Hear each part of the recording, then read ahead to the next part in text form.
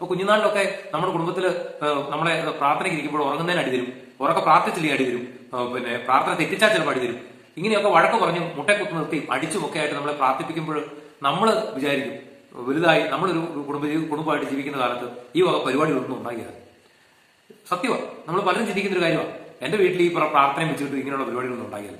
പക്ഷേ വലുതായി ഒരു കുടുംബജീവിതത്തിലേക്ക് കടന്ന് നമുക്ക് മക്കളൊക്കെ ആയി കഴിയുമ്പോൾ നമുക്ക് അതിന്റെ ആവശ്യം എന്നാന്നുള്ളത് നമ്മൾ മനസ്സിലാക്കും. കാരണം ജീവിതത്തിൽ പലതരത്തിലുള്ള സ്ട്രഗിളുകൾ, അതായത് പ്രതിസന്ധികൾ അനുഭവിക്കാനായിട്ട് തുടങ്ങുമ്പോൾ, പ്രതിസന്ധികളെയും പ്രശ്നങ്ങളെയും അഭിമുഖീകരിക്കാനായിട്ട് തുടങ്ങുമ്പോൾ നമ്മൾ ഒരു കാര്യം തിരിച്ചറിയും, ദൈവത്തിന്റെ കൃപയില്ലാതെ പ്രാർത്ഥനയില്ലാതെ ഒന്നും ഈ ലോകത്ത് പിടിച്ചു നിന്ന് മുന്നോട്ട് പോകാൻ സാധിക്കില്ല.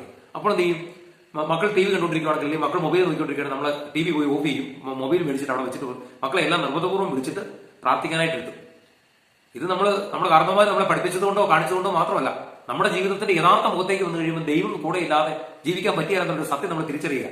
പ്രിയപ്പെട്ടവരെ, ഇന്നിപ്പോ ഞാൻ പറഞ്ഞല്ലോ, കല്യാണം കഴിഞ്ഞപ്പോൾ 23 വർഷം കഴിഞ്ഞു. ഇന്ന് പിന്നോട്ട് തിരിഞ്ഞു നോക്കുമ്പോൾ ഞാൻ ഓർക്കുക, തകർന്ന് തരിപ്പണമായി, അതായത് ജീവിതം തീർന്നു, കുടുംബം തീർന്നു എന്ന് ചിന്തിച്ചു പോയിട്ടുള്ള നിരവധി സംഭവങ്ങളുണ്ട്. ഭാര്യ മക്കളെ എല്ലാം ഇട്ടിട്ട് നാട് വിട്ടു പോകുന്നതിനെ കുറിച്ച് പോലും പലപ്പോഴും ചിന്തിച്ചു പോയിട്ടുള്ള അവസരങ്ങളുണ്ട്.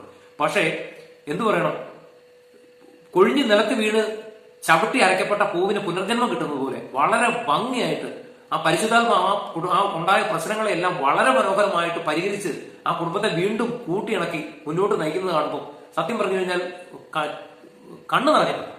ദൈവത്തോട് എത്ര നന്ദി പറഞ്ഞാലും മതിവരികയെന്ന് ഓർത്തിട്ടുണ്ട്.